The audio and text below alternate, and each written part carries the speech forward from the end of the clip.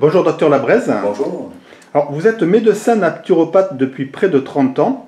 Vous prescrivez de la vitamine C à forte dose et l'utilisez également pour vous-même à dose importante. Pouvez-vous nous dire comment vous en êtes arrivé à vous intéresser à la vitamine C? Oui, volontiers. Alors la vitamine C et moi, je dirais que c'est une longue histoire qui a commencé pendant mes études, au début même de mes études d'ailleurs, parce que j'ai eu la chance de croiser des auteurs. Alors non pas de croiser les auteurs des ouvrages que je vais mentionner dans un instant, mais de lire leurs ouvrages, et ça m'a d'emblée immédiatement intéressé, et considérablement intéressé. Et je pense notamment aux écrits d'un infectiologue américain qui s'appelle le Dr Kleiner, qui dans les années 47, je me souviens de l'une des publications que j'avais lues, c'était une publication qu'il avait faite devant une assemblée de confrères, où il présentait 60 cas cliniques. Donc les 60 personnes qu'il avait traitées de la poliomyélite et guéries sans séquelles, alors que nous avons, vous et moi, très vraisemblablement croisé des personnes, vous savez, qui ont soit un membre atrophié, la poliomyélite étant cette maladie virale qui détruit les terminaisons nerveuses. Et donc Kleiner avait fait cette présentation devant une assemblée de médecins américains. Il disait qu'il avait donc traité ces 60 patients atteints de poliomyélite sans séquelles, avec de fortes doses de vitamine C. Donc ça, c'était déjà en soi remarquable et ça m'avait profondément marqué. Et je me suis intéressé à cette vitamine et puis j'ai eu l'occasion de lire d'autres ouvrages, notamment celui de Linus Pauling, écrit avec un médecin américain, Cameron. C'était la vitamine C contre le cancer. Linus Pauling, qui n'était pas médecin, mais qui était prix Nobel de chimie, prix Nobel de la paix aussi. Cameron, lui, était cancérologue. Et ces médecins étaient vraiment des précurseurs, puisque maintenant on connaît l'intérêt de la vitamine C à forte dose dans le traitement des cancers. J'y reviendrai dans un instant. Et puis je pourrais également citer Adèle Davis, qui avait écrit un ouvrage qui m'a beaucoup intéressé, qui est probablement l'une des... Elle n'était pas non plus médecin, elle était nutritionniste, mais qui a écrit un ouvrage qui s'appelait « Les vitamines ont leur secret ». Et vraiment, tous ces travaux m'ont d'emblée fait réaliser qu'il y avait là quelque chose d'extrêmement intéressant.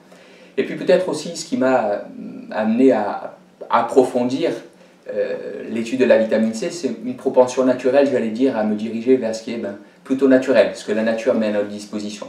C'est d'ailleurs probablement la raison pour laquelle je suis devenu naturopathe. Et puis depuis plusieurs décennies maintenant, vous le rappeliez effectivement il y a un instant, je m'intéresse à la vitamine C. Un nombre considérable de publications a été fait sur la vitamine C. On nous dit souvent, les gens qui ne le connaissent pas bien, qui ne connaissent pas bien la vitamine C, plutôt que d'avoir l'honnêteté de dire non, je ne connais pas, il faudrait que je me renseigne, dit souvent il n'y a rien de prouvé. Si tout est prouvé s'agissant de la vitamine C, est largement prouvé. Si vous tapez sur une PubMed, donc c'est un site de recherche médicale, vous verrez qu'il y a 56 ou 57 000 publications sur la vitamine C. Donc un nombre considérable de publications. Et puis l'intérêt qui s'est manifesté il y a près de 40 ans maintenant, quand j'ai commencé mes études de médecine, c'est jamais démenti. Et je suis toujours enthousiaste quand je lis les publications sur la vitamine C et quand je l'utilise et que je vois les résultats. Et à quelle fin l'utilisez-vous? Alors oui, ça effectivement, dans le cadre de ma pratique médicale ou de naturopathe, la naturopathie, vous savez, un naturopathe fondamentalement, essentiellement, s'efforce d'aider ses patients à préserver leur capital santé. Donc le premier volet, la première finalité lorsque je conseille la vitamine C, c'est la prévention. Et on connaît le rôle majeur de la vitamine C dans la prévention de tout un ensemble de pathologies. Alors je ne vais pas les développer toutes maintenant. Peut-être l'une des premières, parce que c'est pour les maladies cardiovasculaires, maladies qui font plusieurs centaines de milliers de victimes chaque année en France et qui tuent chaque année des millions de personnes dans le monde. Pour vos auditeurs, la vitamine C, elle joue entre autres un rôle majeur dans la synthèse du collagène. Le collagène, on pourrait présenter comme ça, dire que c'est le ciment qui vraiment unit les cellules entre elles et permet de structurer l'organisme humain, de structurer les organes. Et on retrouve ce collagène au niveau d'une structure particulière qui s'appelle l'endothélium. L'endothélium, c'est la tunique interne qui recouvre l'intérieur des vaisseaux. Et quand on est carencé en vitamine C, cet endothélium est de mauvaise qualité, tout simplement parce que le corps ne peut pas fabriquer correctement le collagène. Et donc en fait, quand cet endothélium se fragilise, se fissure, il y a des brèches qui vont apparaître, et le corps va essayer de colmater ces brèches. Et le processus, j'allais dire, de réparation va dépasser son objectif, et on va finir par développer des plaques d'athérome, et ensuite qui peuvent boucher une artère, et on va faire un AVC ou un infarctus. Le fait est que si vous n'êtes pas carencé en vitamine C, vous ne boucherez jamais vos artères. Et contrairement à ce qu'on entend régulièrement, par exemple, le cholestérol n'est pas la cause des maladies cardiovasculaires. Quand on voit monter certains types de cholestérol, de particules, par exemple qu'on appelle la LPA, la lipoprotéine A, c'est une tentative de l'organisme pour corriger les fissures, réparer les fissures qui se créent en raison de la carence en vitamine C. Donc si vous vous supplémentez en vitamine C, et on verra dans un instant quelles sont les doses que vous devriez réellement prendre, vous ne ferez pas de maladie cardiovasculaire. Jusqu'à la fin du 18e, quand les marins mouraient du scorbut, ils présentaient des hémorragies, des taches hémorragiques sur le corps, ils perdaient leurs dents, ils faisaient des hémorragies internes. Pourquoi? Bien, tout simplement en raison du mécanisme que je viens d'expliquer. Carence en vitamine C, collagène de mauvaise qualité, le corps ne peut pas maintenir l'intégrité de ses tissus, les vaisseaux se fragilisent et on fait des hémorragies. Une autre des raisons pour laquelle je prescris la vitamine C aussi, c'est son rôle préventif. Donc, en ce qui concerne les maladies cardiovasculaires, on vient de le voir, mais en ce qui concerne le cancer aussi. Et je pense notamment, il y a sur le sujet de multiples études, mais je pense notamment à une étude qui avait été publiée dans le Lancet, une revue médicale, il y a quelques années, qui s'était basée sur un échantillon de 20 000 personnes. Donc c'est quand même considérable, suivi donc sur plusieurs années. Et l'une des conclusions de cette étude, qui était d'ailleurs très édifiante, était que les personnes qui présentaient les taux les plus faibles de vitamine C dans le sang avaient 2 fois plus de cancer que ceux qui présentaient le taux de vitamine C le plus élevé. Voilà. Alors on pourrait débattre des raisons pour lesquelles on obtient ce type de résultat. Tout simplement, entre autres, parce que la vitamine C est un puissant détoxifiant. Et on connaît le rôle des toxines pour agresser l'organisme, provoquer ce qu'on appelle un stress oxydatif et majorer le risque de cancer. Et puis parce que la vitamine C est un puissant booster des défenses immunitaires.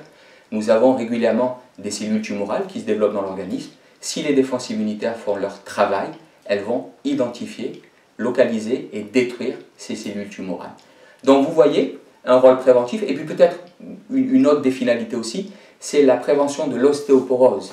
On parle beaucoup de l'ostéoporose, ces gens qui vont faire plus tôt qu'ils ne le devraient, d'ailleurs pour autant qu'on doit faire une fracture, mais dont les os vont se fragiliser.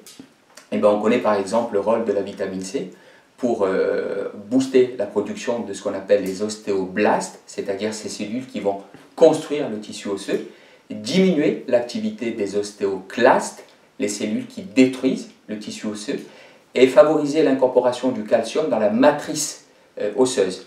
Donc on va avoir, quand on prend la vitamine C au long cours, on va avoir des os de bien meilleure qualité. Voilà. Et puis on pourrait aussi parler du rôle préventif sur les maladies infectieuses. Je ne vous cache pas, je pourrais parler des centaines de fois où j'ai entendu des patients me dire « Docteur Labrèze, on touche du bois, mais depuis qu'on prend la vitamine C et que les enfants en prennent, c'est le premier hiver où on est tranquille. » Et vous disiez très justement tout à l'heure que je suis personnellement consommateur de vitamine C, et vous avez raison. Je prends depuis 35 ans 10 à 12 grammes de vitamine C tous les jours. Mes enfants en prennent depuis qu'ils sont nourrissons, ils vont à 28 ans, Yelena a 22 ans.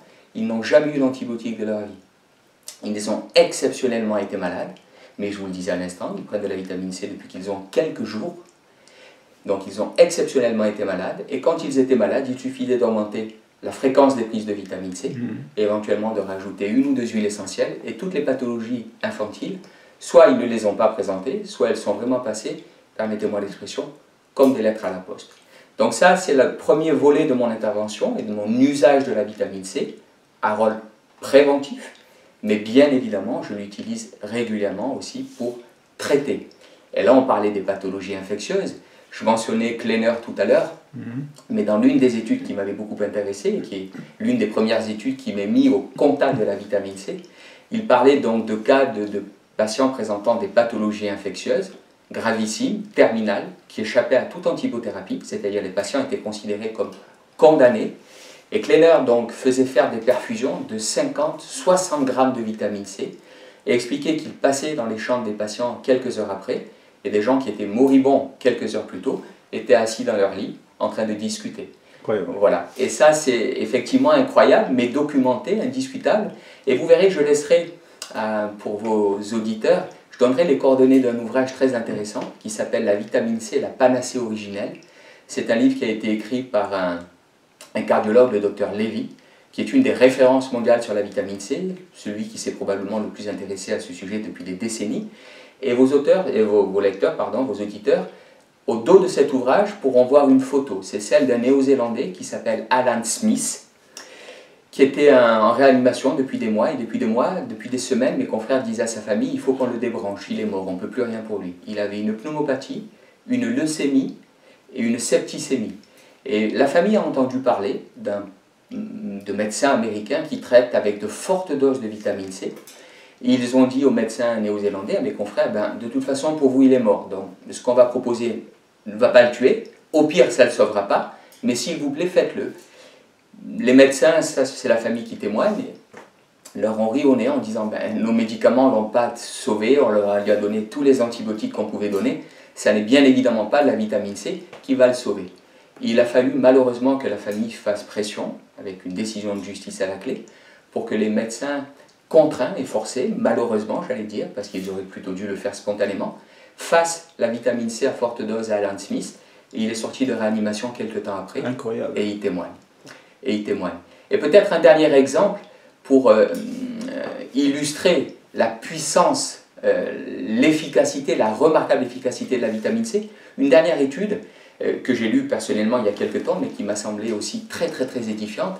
C'est un protocole qui a été fait par un professeur américain de médecine, pas n'importe qui, c'est le professeur Merrick. En 2017, il a été élu professeur de l'année par ses pairs, dans un vaste pays comme les États-Unis. Et il a fait en fait une étude, il a pris deux groupes, donc Merrick est pneumologue, professeur de médecine interne et réanimateur. Il a pris deux groupes de patients, 47, et le dénominateur commun, c'était des patients qui étaient pris en charge en service de réanimation et qui tous présentaient une infection gravissime, voire ce qu'on appelle un état de choc septique. Alors, sans rentrer dans les détails, un état de choc septique, c'est une réaction de l'organisme à une infection gravissime où on voit une défaillance de tous les organes, les uns après les autres, comme si l'organisme s'éteignait petit à petit. Et Merrick a fait un protocole qui s'appelle le protocole Merrick, qui est utilisé dans beaucoup d'hôpitaux aux États-Unis, et maintenant on commence à l'utiliser dans d'autres pays, qui consistait en 4 fois par 24 heures l'injection d'1,5 g de vitamine C, de vitamine B1 qu'on appelle la thiamine et d'hydrocortisone. Donc 47 patients. Dans le groupe traité avec les protocoles habituels qui sont utilisés dans tous les services hospitaliers de réanimation, il y a eu 19 décès sur 47 patients.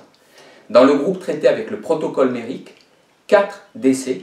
Et Merrick précise bien dans son étude, ces 4 patients ne sont pas décédés d'infection. C'est-à-dire on les a tous sauvés en ce qui concerne les conséquences dramatiques de l'infection.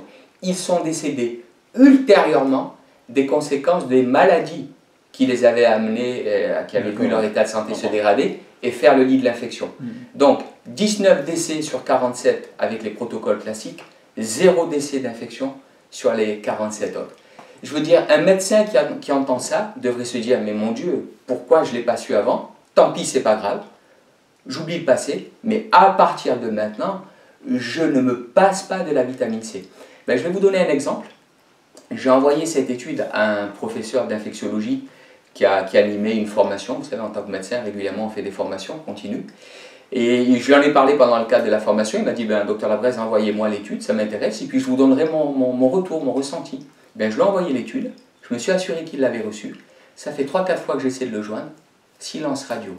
C'est incompréhensible pour moi qu'un professeur d'infectiologie puisse ne pas se dire, mais mon Dieu, mais pourquoi je n'ai pas su ça avant, mais il faut que je le diffuse largement. Eh bien non. Eh bien non. Incroyable, ouais, ça c'est... Voilà, donc préventif, thérapeutique, et puis peut-être dernière chose, pour le volet thérapeutique, je parlais tout à l'heure de Cameron et de Pauling, leur ouvrage La vitamine C contre le cancer. On connaît maintenant les vertus de la vitamine C pour lutter contre le cancer. Lors d'un entretien précédent, vous m'avez donné l'opportunité de parler de l'eau hydrogénée et de son rôle antioxydant. Donc la vitamine C est connue pour ses propriétés antioxydantes. C'est d'ailleurs pour ça qu'elle est préventive et thérapeutique aussi dans certaines circonstances. Mais la vitamine C donnée à forte dose, paradoxalement, pour les cellules tumorales uniquement, va devenir très oxydante, pro-oxydante. Pourquoi? Alors là, sans rentrer dans les détails, j'inviterai ceux de vos auditeurs que ça intéresse à échanger avec moi, et puis on pourra, c'est dans ce qu'on appelle une réaction de Fenton, qui, dans les cellules tumorales uniquement, la vitamine C va promouvoir, cette fois-ci au contraire, la fabrication par les cellules tumorales d'un radical libre, donc une substance très oxydante qu'on appelle le radical hydroxyle. Et c'est un peu comme si la vitamine C à forte dose, dans les cellules tumorales encore une fois uniquement, allait permettre un lâcher de bombes thermonucléaires et qui va détruire les cellules tumorales uniquement. Et il y a comme ça de vastes études, et je pense notamment à une dernière étude que j'ai eu l'occasion de feuilleter, qui est l'usage de la vitamine C dans le traitement du glioblastome. Alors le glioblastome, c'est une tumeur cérébrale qui tue 100% des patients, souvent très rapidement. Ben, mes confrères américains l'ont ajouté au protocole classique de chimiothérapie et ont vu qu'elle améliorait considérablement la survie des patients. Et c'est logique. Voilà, donc on pourrait, vous l'avez compris, développer largement le sujet, que ce soit la prévention ou le traitement. Voilà, mais j'en resterai là pour aujourd'hui, si vous voulez bien. Alors, quels sont les besoins de l'organisme? L'alimentation est-elle suffisante et peut-elle être néfaste? Alors ça, c'est une question très intéressante aussi, bien sûr. Polémique un peu, je dirais, et je vais vous dire pourquoi. Si vous vous basez sur les recommandations officielles des autorités sanitaires, vous lirez que 70 à 80 mg par jour sont largement suffisants pour rester en bonne santé. Eh bien, je peux vous dire et affirmer que c'est très, très, très insuffisant pour rester en bonne santé. Avec 70 ou 80 mg par jour, vous allez très vraisemblablement éviter ce qu'on appelle le scorbut, cette maladie qui a décimé, je vous le rappelais tout à l'heure, les marins jusqu'à la fin du 18e, mais vous ne préserverez en aucune façon l'intégrité de l'organisme humain. Pour une raison très simple, c'est que la vitamine C, je vous le disais tout à l'heure, est un détoxifiant. On vit dans un environnement qui est multipollué. L'air qu'on respire est pollué. L'air des maisons encore plus que l'air extérieur d'ailleurs, à cause des matériaux qui relarguent, des solvants, des produits chimiques, etc. Et je ne vous passe pas, bien évidemment, je ne parle pas des produits consommés sur la peau, de ce qu'on ingère, les pesticides, les colorants, les conservateurs, etc. Ce sont des toxiques. La vitamine C est un puissant détoxifiant. Elle va être détruite en neutralisant ces toxiques. Deuxièmement, on vit dans un environnement qui nous agresse continuellement. Nous sommes tous, malheureusement, plus ou moins, des gens stressés. Or, quand on est stressé, on va solliciter deux glandes qui sont les surrénales, qui produisent entre autres ce qu'on appelle les catécholamines, l'adrénaline, etc., qui vont nous permettre de gérer ce stress, d'y faire face. Eh bien, ces surrénales sont également de grosses consommatrices de vitamine C. Et puis, on prend des médicaments. Moi, je n'en prends pas, mais je vois bien sûr quotidiennement des patients qui prennent des produits, etc. Ça aussi, ça augmente les besoins en vitamine C. Donc, 70 à 80 mg, à la limite, si vous vivez à la campagne, sans stress, que vous cultivez votre potager, que vous élevez vos chèvres, que vous n'avez aucune pression, que vous mangez naturellement, etc., ça peut peut-être vous suffire pour rester en bonne santé, mais en aucune façon pour ceux qui vivent dans nos sociétés modernes. Et concrètement, qu'est-ce qui se passe? Eh bien, on voit exploser les maladies dites de civilisation, les pathologies cardiovasculaires qui tuent des centaines de milliers de personnes en France et des dizaines de millions dans le monde, les cancers, les maladies dégénératives. Donc, non, les quantités recommandées par les autorités sanitaires ne suffisent absolument pas. Maintenant, alors, quels sont les besoins? Alors, pour répondre plus précisément à votre question, c'est 70 à 80 mg, oui, l'alimentation, on peut les apporter. Si on consomme des agrumes, etc., elle apportera rarement plus, mais elle peut les apporter. Mais encore une fois, c'est très insuffisant. Et je considère, avec d'autres, que les besoins d'un organisme humain sont de l'ordre de plusieurs grammes. Et je vais vous prendre un exemple qui va vous éclairer et éclairer vos auditeurs. Prenons une chèvre. Une chèvre adulte, elle fait 60 à 70 kg. La nature ne fait pas les choses par hasard. Une chèvre adulte, en, j'allais dire, synthèse de base, elle va fabriquer sur 24 heures 12 à 13 grammes de vitamine C. Vous voyez que là, on ne parle pas de dizaines de milligrammes, on parle 12 à 13 grammes. Et pour peu que vous la stressiez, qu'elle soit victime d'une intoxication, qu'elle a à faire face à une infection, elle va fabriquer sur 24 heures, sa propre synthèse, 100 grammes de vitamine C. Donc vous voyez bien que La nature, elle peut pas, c'est illogique, elle peut pas dire ben, pour un individu 70-80 mg ça va suffire, mais par contre pour qu'une chèvre maintienne l'intégrité de ses tissus, si elle est stressée, agressée ou malade, il va falloir qu'elle en fabrique 100 grammes. On voit bien que c'est illogique. J'en profite pour rappeler à vos auditeurs que l'organisme humain a malheureusement, jusqu'à quelques millions d'années en arrière, fabriqué la vitamine C. C'est une propriété qu'on a perdue, probablement à une époque où on était des cueilleurs et qu'on avait dans l'alimentation suffisamment de vitamine C. Ce qui fait qu'on a avec les primates, la chauve-souris frugivore, le cobaye et quelques variétés de poissons, le triste privilège de ne plus synthétiser la vitamine C. Donc il faut qu'on en apporte quotidiennement à dose importante. Je vous dis personnellement, je prends 10 à 12 grammes de vitamine C par jour. Mes enfants, depuis qu'ils sont nourrissons, prenaient plusieurs centaines de milligrammes par jour. Et puis en avançant dans l'âge, c'était des grammes qu'ils prenaient. Vous voyez, c'est vraiment cet ordre de grandeur-là qu'il faut garder à l'esprit. Donc on ne parle pas encore une fois de dizaines de milligrammes, on parle de grammes. Et mes patients, en, j'allais dire, supplémentation de base, je leur conseille tous, d'ailleurs ils vous le diront tous, le docteur Lavoise nous a tous dit, voilà, c'est 3-4 grammes de vitamine C, quotidiennement. Voilà. Puis on pourrait parler de patientèle particulière, par exemple des diabétiques. On sait que la vitamine C, donc donnée en quantité appropriée à des diabétiques, va réduire quasiment à néant le risque de complications d'artériopathie. Vous savez, malheureusement, les diabétiques, à cause de cet excès de sucre, vont abîmer leurs artères. Pour une raison très simple, ça peut être intéressant de le mentionner, vous avez dans les cellules qui donc constituent la couche interne, qu'on appelle l'endothélium, des micropompes qui pompent le sucre et qui pompent la vitamine C. Or, quand vous avez trop de sucre dans le sang, il va y avoir un déséquilibre. La pompe va être très occupée à pomper le sucre et elle va moins faire son travail de pompage de la vitamine C. Et du coup, les cellules vont s'abîmer et on en revient au mécanisme que je vous ai expliqué tout à l'heure. Donc vraiment, par exemple, pour les diabétiques, je vais prescrire des doses encore plus importantes de vitamine C pour prévenir les complications du diabète. Et l'autre élément intéressant, s'agissant de la vitamine C, c'est qu'on sait qu'elle intervient dans la synthèse de l'insuline, dans la libération de l'insuline, et que quand on donne de la vitamine C, c'est intéressant, ça c'est une étude d'un confrère américain de l'université de Stanford, il a pris un groupe de patients insulino-nécessitants, c'est-à-dire des diabétiques qui avaient besoin d'insuline. Et il a montré que chaque fois qu'on augmentait d'1 gramme les apports en vitamine C, on diminuait de 2,5 unités le besoin en insuline. Et c'est comme ça que dans son étude, il est parti de patients qui avaient des besoins de 30 à 40 unités d'insuline quotidiennement, et il est descendu jusqu'à 5 unités d'insuline. Incroyable. Donc malheureusement, beaucoup de patients sont concernés par ces pathologies. Donc voilà, la nécessité de se supplémenter en vitamine C, indiscutablement. Et je ne parle pas des fumeurs qui ont encore des besoins. Encore plus importants, je comprends. Donc, et quelle forme de vitamine C préconisez-vous? Alors ça, c'est intéressant. Mais bien sûr, le naturopathe que je suis va vous inviter à aller chercher dans l'alimentation la vitamine C.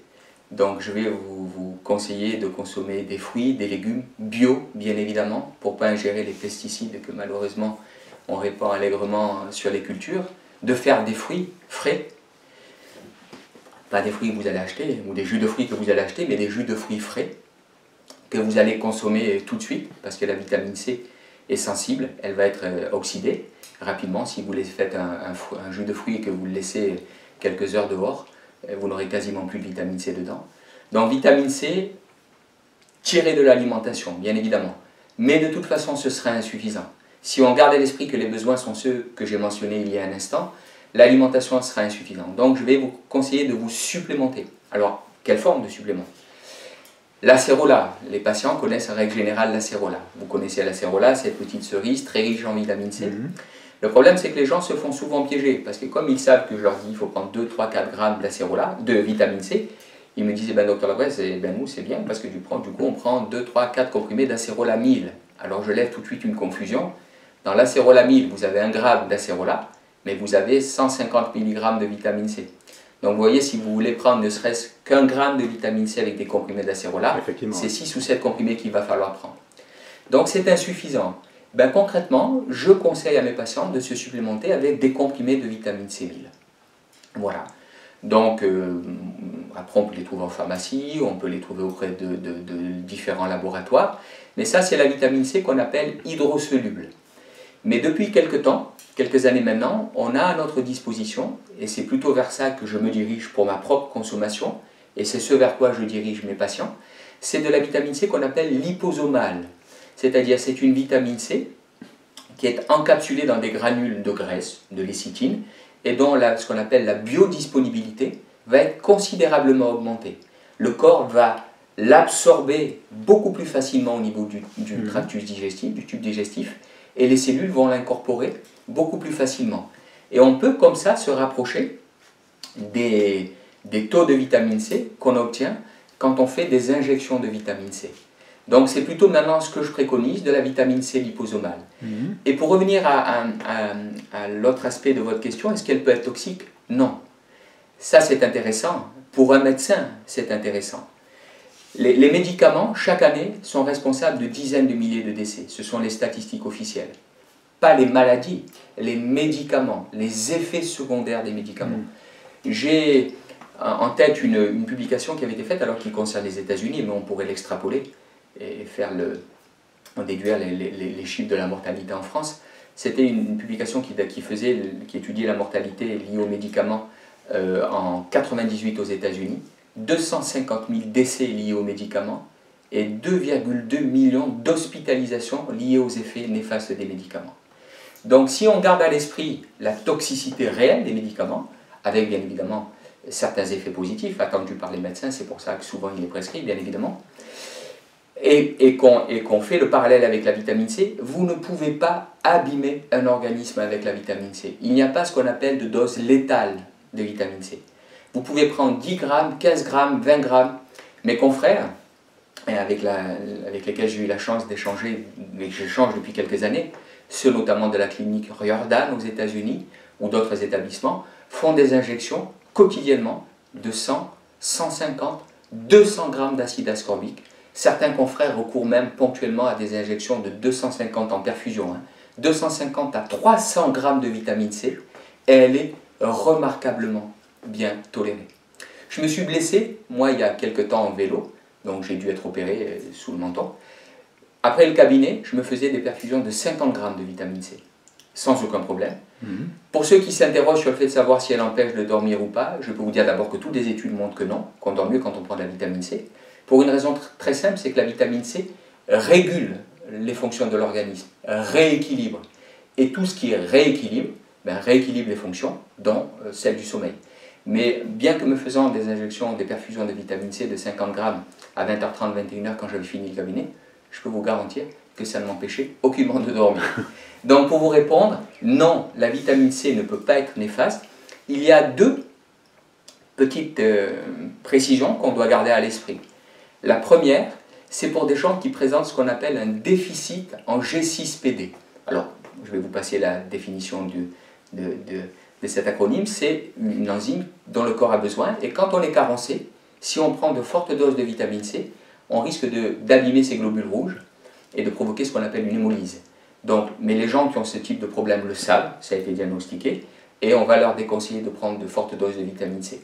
Et la deuxième population à laquelle on va déconseiller de prendre de fortes doses de vitamine C, ou en tout cas d'être vigilant sur les moments où ces prises vont se faire, ce sont les gens qui présentent ce qu'on appelle une hémochromatose. L'hémochromatose, c'est un taux de fer dans le sang trop élevé, c'est une maladie génétique, là encore les gens le savent, et s'ils ne le savent pas, parce que parfois je vois des patients, il m'est arrivé de diagnostiquer des hémochromatoses qui n'avaient pas été diagnostiquées préalablement, et dans ce cas-là, je vais leur demander de prendre de la vitamine C à distance des repas, pour ne pas, parce qu'elle augmente l'absorption du fer, et bien évidemment pour des gens qui ont un taux de fer déjà trop élevé, on va éviter de donner un conseil qui augmenterait ce taux. Voilà, ce sont les deux cas cliniques pour lesquels il va falloir être vigilant, mais sinon, aucun problème avec la prescription de vitamine C, même à forte dose. D'accord. Alors, je viens d'écouter avec attention votre exposé, et une question me vient à l'esprit. Pourquoi n'est-elle pas largement conseillée par tous les médecins? Ah, ça c'est une excellente question. Tout simplement parce que je crois que nous avons tous appris en faculté de médecine à penser en termes de chimie. C'est-à-dire, la médecine occidentale peut se prévaloir de quelques avancées intéressantes. Et je pense notamment à la découverte du premier antibiotique par Fleming je ne pourrais pas dire de bêtises, je crois que c'était 1927 ou 28. Voilà, donc ça, ça a permis de traiter des infections. voilà, des infections graves, des gens mouraient, on donnait un antibiotique. Et on a tous été éduqués et on a tous suivi nos études de médecine en pensant que c'est la chimie qui allait nous sauver. Mais on a oublié une chose, c'est que la nature a remarquablement bien fait les choses. Il a fallu des millions d'années d'ingénierie, de développement pour les organismes humains. Ils ont des besoins. Et si ces besoins ne sont pas respectés, les organismes dégénèrent. Mais il est compliqué, et pourtant je me suis entretenu des dizaines de fois avec des médecins. Je leur ai proposé de lire. Mais comme les médecins qui prenaient en charge Alan Smith, dont je parlais tout à l'heure, ils avaient, la famille leur a dit, mais regardez les travaux, ils existent, vos confrères prennent en charge des patients avec des infections gravissimes comme celle de notre mari, de notre père. Non, ça ne leur venait pas à l'esprit qu'une molécule naturelle pouvait faire mieux, beaucoup mieux que de la chimie. Des molécules de synthèse fabriquées en laboratoire. Et pourtant si. Donc c'est l'état d'esprit de mes confrères qu'il faut changer. Parfois il y a aussi un peu, disons-le, je vais le dire comme ça, un peu d'orgueil ou d'arrogance. Le fait de réaliser que jusqu'à présent on avait omis d'intégrer à sa pratique une donnée aussi fondamentale, essentielle, utile que celle-ci, ça peut être compliqué parfois de se remettre en cause. Et certains ne feront pas la démarche. Certains diront, nous on traite comme ça, c'est comme ça qu'on a appris. Je dis oui, mais regardez, l'étude du professeur Méric, 47 patients traités avec, c'est comme ça qu'on a appris, les protocoles classiques, 19 décès, 47 patients traités avec le protocole de Méric, vitamine C, thiamine, hydrocortisone, 0 décès du fait de l'infection. Ça devrait amener chaque médecin immédiatement à dire, oh mon Dieu, mais on l'utilise tout de suite, maintenant. Eh bien non. Peut-être c'est ça, c'est la nature humaine, c'est la difficulté qu'ont certains à se remettre en cause. Et vous savez, et puis peut-être que je terminerai là-dessus, c'est un exemple qui m'a beaucoup marqué, là aussi, dès le début de mes études de médecine. Et j'ai toujours soigneusement gardé ça à l'esprit. Est-ce que vous connaissez Semmelweis, le docteur Semmelweis? Personnellement, non. Non. Eh bien, c'est un obstétricien hongrois. Il est né en 1818, je crois. Et il a exercé à Budapest. Il avait une clinique. C'était le père vraiment de l'asepsie. Et bien avant Pasteur. Ils sont contemporains, tous les deux, ils sont à peu près à la même époque. Et dans sa clinique, donc il avait une clinique, les femmes venaient accoucher, le taux de mortalité était... en règle générale, les taux de mortalité étaient de 10, parfois à 30, 40%. Et lui, il obtenait des taux de mortalité considérablement plus bas, 3%. Et il disait simplement, ni moi, ni mes collaborateurs ne rentrons dans une salle d'accouchement sans nous être lavé les mains, soigneusement pendant 5 minutes. Et c'était le père de l'asepsie. Et il a expliqué ça à ses confrères qui, dans leurs propres établissements, avaient des taux de mortalité 3, 4, 5, 6, 8, 10 fois supérieurs aux siens. Et vous savez ce qui est arrivé à Semmelweis? Il est mort fou. Il est mort fou, pourquoi? Parce que les pontes de la médecine le dénigraient. Ils disaient, mais tu racontes n'importe quoi. Mais il disait, mais il vous suffit de regarder. Regardez vos statistiques. Regardez les statistiques de mortalité dans mon établissement. La seule différence, c'est que nous, s'il nous arrive de disséquer, parce qu'en fait, les étudiants en médecine, après avoir fait des dissections de cadavres, rentraient dans les salles d'accouchement et accouchaient. Donc bien sûr, ils ne le savaient pas encore, puisque les pasteurs n'étaient pas passés par là. Mais lui, Semmelweis, avait compris qu'en manipulant des cadavres, on avait sur les mains quelque chose qui se transmettait à la vie, aux organismes vivants des parturients, des mères qui accouchaient et des nourrissons, et qui les tuaient. Eh bien, il est mort fou. Pourquoi? À cause de ce que je mentionnais tout à l'heure. Cette arrogance, cet orgueil qui parfois va empêcher les gens humblement de dire changeons, on s'est trompé, c'est pas grave. On ne va pas culpabiliser parce qu'on ne savait pas quelque chose. Mais maintenant qu'on le sait, est-ce qu'on a le droit de négliger? Eh bien, je pense que non. Docteur Labrèze, peut-être une dernière question si vous permettez. Je vous en prie. Alors, merci. Alors, j'ai noté le grand intérêt de la vitamine C pour toutes les pathologies infectieuses. Quels conseils pourriez-vous donner s'agissant du coronavirus? Effectivement, je crois que c'est une question importante. Nous sommes au cœur de l'actualité. Régulièrement, mes patients m'interrogent sur le coronavirus, s'inquiètent. Certains paniquent aussi. Je crois que les médias ils font beaucoup pour ça. Les pouvoirs publics sont guère rassurants non plus. Bien, ce que je pourrais, en fait, ma réponse, une fois encore, va contenir deux volets. Le volet préventif, le volet curatif. Vous rappeliez, ou je rappelais dans le cadre de notre entretien tout à l'heure, que je suis un gros consommateur de vitamine C. J'en prends 10 à 12 grammes par jour depuis plus de 35 ans. D'autres compléments nutritionnels, je reviendrai là-dessus aussi, ce qui me permet de respirer des virus quotidiennement, ou quasi quotidiennement, sans savoir ce que c'est qu'être malade. Ça fait 35 ans au moins que je n'ai pas eu besoin de prendre ne serait-ce qu'un Doliprane, et je ne sais pas ce que c'est qu'être malade. Donc c'est vrai que quand j'explique ça à mes patients, ben c'est motivant en général, ça les amène à me suivre volontiers. Donc la première chose que je vais vous conseiller de faire, la vitamine C, pourquoi d'ailleurs? Pourquoi a-t-elle ce rôle majeur? Tout simplement parce que c'est le plus puissant des virucides. Aucun virus ne résiste à la vitamine C. Que ce soit la fièvre hémorragique, Ebola, dont vous avez entendu parler, que ce soit la poliomyélite, que ce soit la rage, que ce soit la grippe, bien entendu, aucun virus ne résiste à la vitamine C. Donc, premier conseil, 3 à 4 grammes de vitamine C, quotidiennement. La forme, on l'a vu. Hydrosoluble, pourquoi pas. Maintenant, je prends et je conseille de la liposoluble. Je disais tout à l'heure qu'en fait, elle permet d'obtenir, de se rapprocher des taux qu'on obtient quand on fait des injections de vitamine C. Je vais moduler un petit peu ce propos, encore qu'il soit tout à fait correct. Quand mes confrères font des injections de vitamine C, comme ceux par exemple de la clinique Oriordane, qui soignent des patients cancéreux, en faisant entre 0,5 mg et 1 g par kilo de vitamine C quotidiennement. Ou que ce soit mes confrères qui traitent les glioblastomes, je mentionnais l'étude tout à l'heure, donc ces tumeurs cérébrales avec de fortes doses de vitamine C. On peut obtenir des taux de vitamine C dans le sang qui sont de l'ordre de 300, 350, 380 mg par décilitre, ce qui est considérable. Quand on prend de la vitamine C hydrosoluble, on peut monter à 1,2, 1,3 mg par décilitre. Quand on prend de la vitamine C liposomale, on peut obtenir des taux qui sont 3 fois supérieurs, entre 3 et 4 mg par décilitre. Donc ce que j'explique à mes patients, quand je leur parle de l'intérêt de la vitamine C et plus précisément de l'intérêt de la vitamine C liposomale, je leur dis, supposons que vous ayez un combat à mener, et c'est très exactement ce que font vos défenses immunitaires lorsqu'elles doivent neutraliser un intrus, que ce soit une bactérie ou un virus. C'est un combat. Est-ce que vous préférez envoyer au front 100 guerriers ou 350 guerriers? Bien évidemment, si vous voulez avoir plus de chances de gagner ce combat-là, vous allez faire le choix d'envoyer au front 350 guerriers. C'est très exactement ce que vous faites quand vous privilégiez de la liposomale par rapport à de la vitamine C hydrosoluble. Ceci étant dit, lorsqu'on s'assure de ces apports en vitamine C, on peut optimiser le fonctionnement des défenses immunitaires.